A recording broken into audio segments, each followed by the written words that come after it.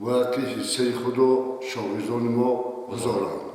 خب مؤسسه تعلیمی شما از سال چند اینجوری فعالیت از سال 1992 اینجوری عمل میکنه. سطح دانش خوانندگان شما نسبت سالهای البته پیش چگونه است تا این سالهای آخر؟ خیلی برتری، پیشروی، سالهای برای دوره‌های نو بنیادشوی استقلالیت بچه ها صفت خانشون به زور به 2.17% میرسید. حاضر باشد صفت از خود کنی بچه ها 3.17% با اون رسیده است. یعنی صفی دوخان و سیخان خیلی کم. سال به سال سطح دانش خوانندگان بالا رفته است.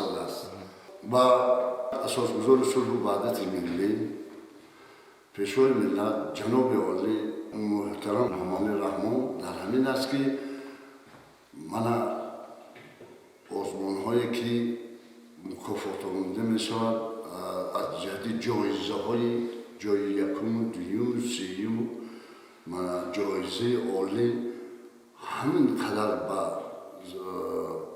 به خوانندگان تاثیر کلان رسانده است که خود خواننده شرفمند است که در همین آزمون‌های پرزیدنتی یعنی اشتراک نموده خودش را در جهان معرفی کند و صاحب جایزه گردد. همچنین خواستیم از فعالیت خانه سلامتی این دهه دیدن نماییم. اما کارمندانش را در ساعتی کاری پیدا نکردیم و با دری بسته این مؤسسه طبابتی روبرو شدیم. پس آن ما راه پیش گرفتیم به سوی منزلی یکی از عائله های خوشبخت این دهه، زنی عالیه، مادر غمخوار مولوده خان سعداللهیوه. این زنی با خیرت و وطن دوستدار در برابر عائله خوشبخت داشتنش همچنین به آبادی دهه خود نیز سهمی ارزنده دارد. زیرا او امروز به صاحبکاری مشغول بوده در این سمت به موفقیت های زیاده دست یافته است.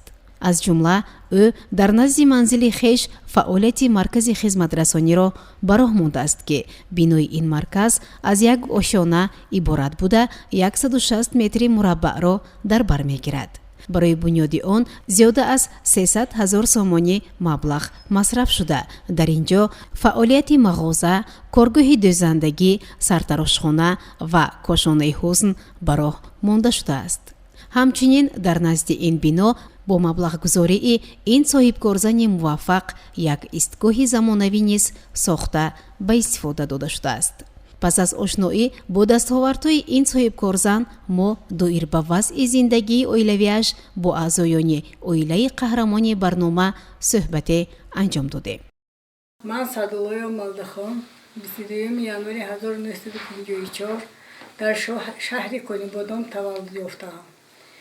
سال 1961 و سال 1971 در مکتب میانه به نام چپایف شهر کنیبادان تحصیل نموده آن را سال 1971 ختم نمودم و سال 1971 به انستیتوت خواجگی قشلاق تاجیکستان به فاکولته اگرونومی داخل شده آن را سال 1976 با موفقیت تمام نمودم و سال 1976 ماه مای با رخکت انستیتوت و سوخاز باغ پروری اسفرالکان شهر اسفره به حیث اگرونومی به کار تعیین شدم و در مدت طولانی در آنجا 13 سال کار کردم. در ساحه اگرونومی باغ شده کار کردم و سال 1986 از آنجا به شهر پنجکن با عائله‌ام کوچیده آمدیم و در همین جا از سال 1986 اینجانیم زندگی کرده ایستاده‌ایم و من وقتی که به اینجا آمدم کالخوزی به نام رودکی بود و همان سال من رو به اگرونومی ساحلی و کالخوز به کار قبول نمودم و در اینجا من تا سال 2002 اگرونوم شده کار کردم در کالخوزی به نام رودکی و سال 2002 تا سال 2004 همچون پارتورگ کالخوز شده در اینجا фаъолият намуда. Соли 2004 ба ҷамоати деҳоти рӯдакӣ ҳамчун муовини раиси ҷамоат ба кор қабул шудам ва то ба нафақа баромаданам ҳамчун раиси ҷамоат шуда кор кардам ва ман ҳозир нафақахор мебошам, собиқадори меҳнат ва дар ҳамин ҷо бо аҳли оилаам зиндагӣ мекунем ва марҳум шавҳарам ҳам соли 2016 фавт диданд. Он кас дар собиқ колхози рӯдакӣ дар консервни заводи худи шаҳри консервбарорӣ директори консервни завод шуда кор мекарданд. соли оиладоршавиятон фарзанду чанд? соли 1975 сол оиладор шудам ва соҳиби 4 фарзанд мебошам. Духтари калоним дар муҳоҷирати меҳнатӣ бо аҳли оилааш фаъолият мекунад, кори зиндагӣ мекунад. муқими Русия. Муқими Русия. Баъд писарчии калоним Саъдуллоев Хуршедҷон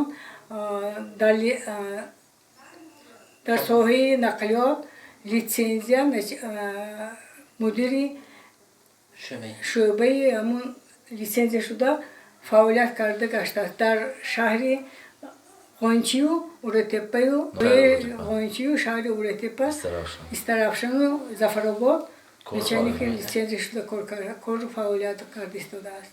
дигар фарзандон? Сеюм фарзандам Саъдуллоев Ҷовидҷон дар шаҳри Душанбе оиладор мебошад. Дар шаҳри Душанбе кору фаъолият мекунад.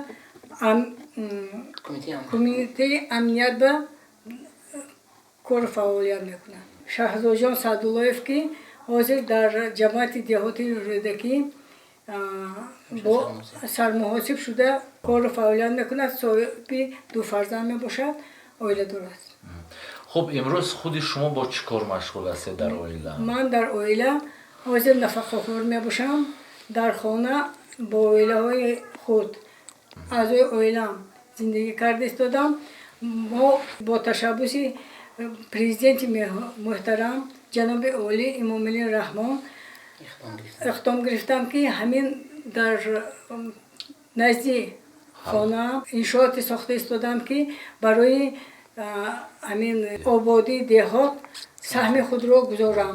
фарқи зиндагии даврони шӯравӣ аз имрӯза дар чӣ аст? ё бигем ки фарқияти зиндагии имрӯзаи шумо аз даврони шӯравӣ дар чӣ аст? кадоме барои шумо хубтар буд? медонед бачаем, барои ин саволтон ман ҷавоб гардондане ки даври шӯравӣ ҳам нағз буд. вақте ки мо одамои шӯравӣ ҳастем, барои он ки мо ҳамон вақто нағз буд. ҳозир бо аз вай ҳам нағзтар шуда истодам. мана мебинед ки дар муддати 30 соли мани истиқлолият, ҳамин 30 солаги истиқлолиятро мо ба қарибӣ ҷашн мегирем. 30 соли истиқлолият ба чӣ хел Тоҷикистон, ватани азизи мо гулгулшукуфон шуд. бовар мекунед, ҳамин ҷаннати рӯи замин гӯи ман меарзад. барои он ки ҳама ҷо обод, ҳама одамое ки ҳамон кору фаъолият мекунанд, мана соҳибкорҳое ҳастанд ки обод карда истодаанд, ҳама ҷоя обод мекунанд бо ваи президент, бо иқдоми президент.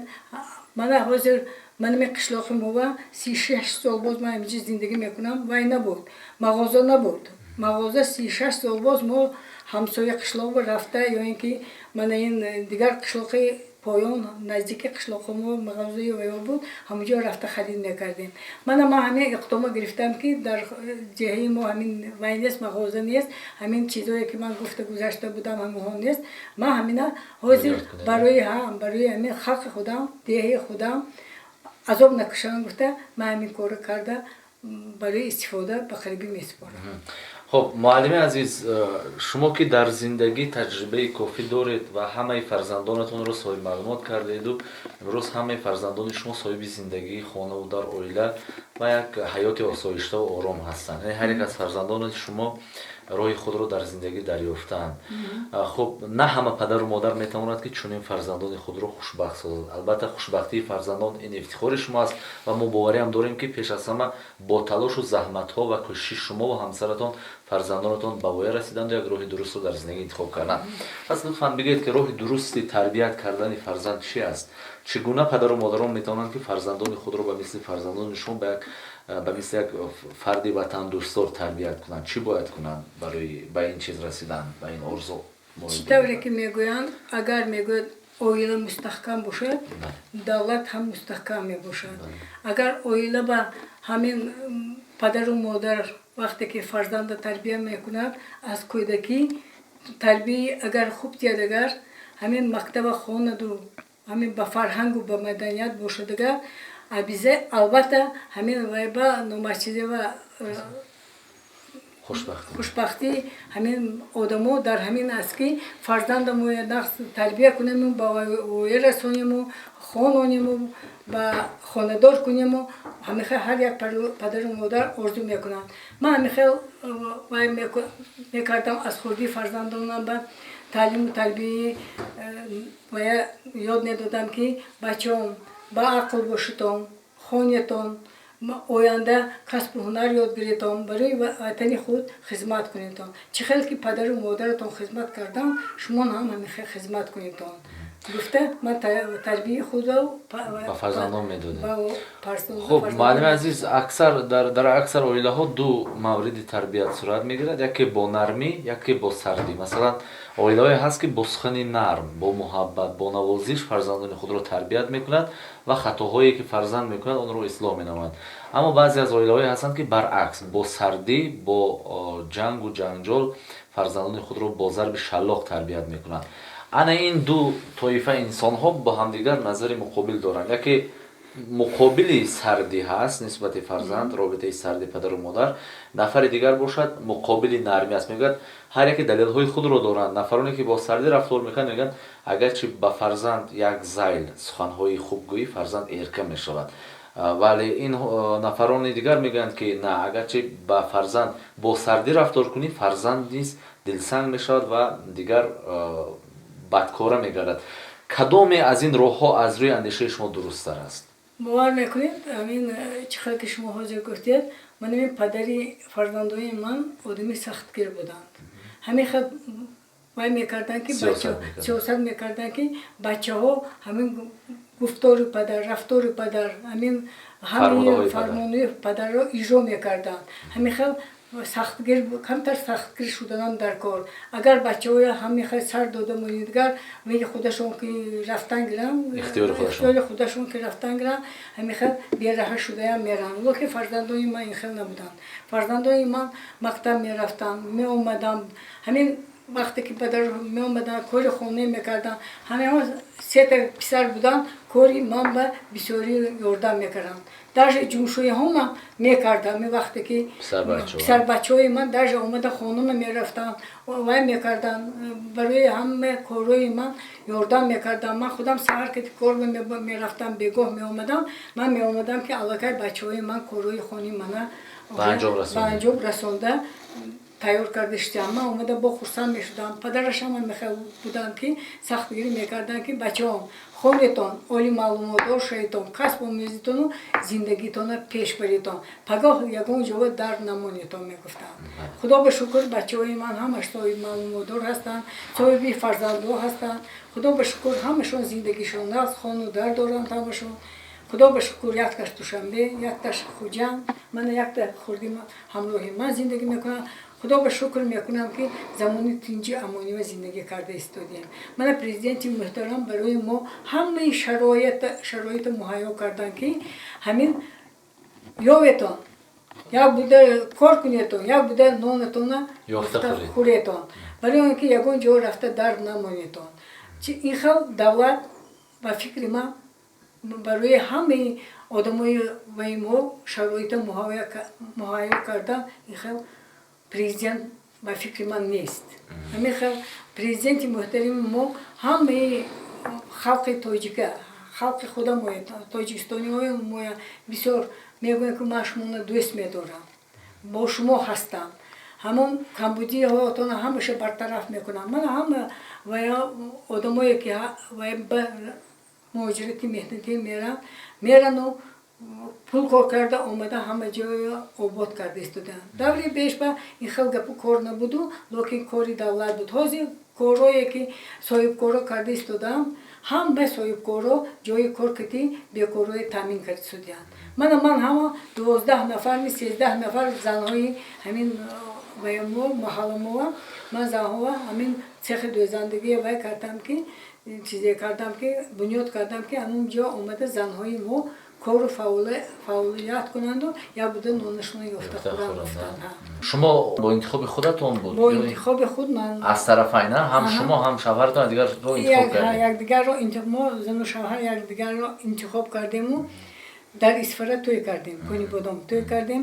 Дар ҳамунҷо мо тӯймо гузашту ҳамунҷо мо як корба таъин кардан Исфара ва ҳамунҷо ма мондем, ҳамунҷо зиндагӣ кардем 15 сол.